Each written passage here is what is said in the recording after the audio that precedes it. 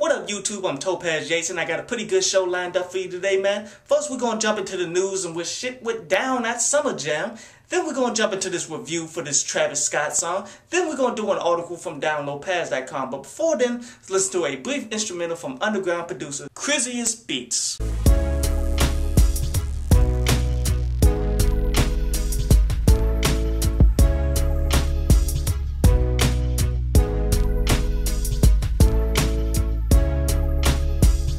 So while Summer Jam was going on, man, there was a riot going on in the front of it, you dig? And I have no fucking idea why. Like, if anybody who was in that area or was in New York, man, can you please tell me what the fuck happened, my dude? But anyway, on to today's reply. Today's reply is to that Travi Scott 3500 with Future and 2 Chainz on there, man. This is Travi Scott pretty much doing the music that's popular on the radio right now. Like, what's popular is that Atlanta trap music and shit that's getting all the rotation and such. So he, as an artist not from Atlanta, decided to go ahead and make his own rendition of it, adding in some dudes that's doing it in Atlanta. But then some people came out a little upset about it, like OG Maco. Like, he's pretty much upset if you're not from Atlanta, you shouldn't be doing Atlanta music. And this is some bullshit to keep it all the way 100. Because this shit has been going on for fucking ever, man. Like, dudes like Snoop Dogg made a fucking career out of just jumping from style to style to remain relevant type shit. Like, you really have no standing to be upset about this shit, especially when dudes like OG Maco's record label and such sign a record deal that's gonna send all of their music nation and worldwide. Like, what the fuck you expect people to do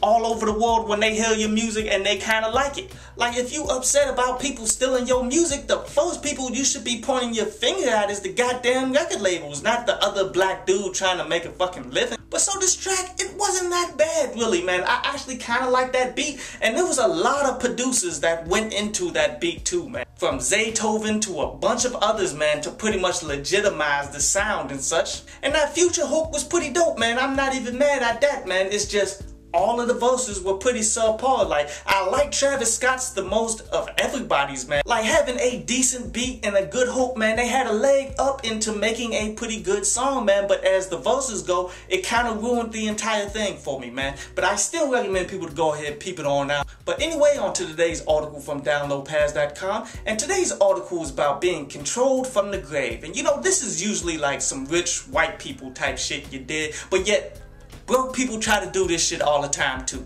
Like, when a motherfucker has anything, before they die, they try to control those who they trying to give it to type shit in order to run it in a particular way. And this is how big money, people that got money from slave days and shit, they call it old money. That's how that money is still in existence. Because these lawyers and shit, they still get paid directly from these corporations and such that these people have invented that got all of the massive amount of money. So they are definitely going to enforce that last will and testament and shit. And people who trying to get that money in order to live their lives, they got to abide by whatever the deceased said that they needed them to fucking do, no matter how senseless it is.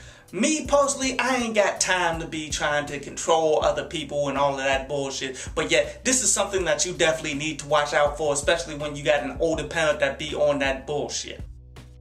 I hope you enjoyed the show.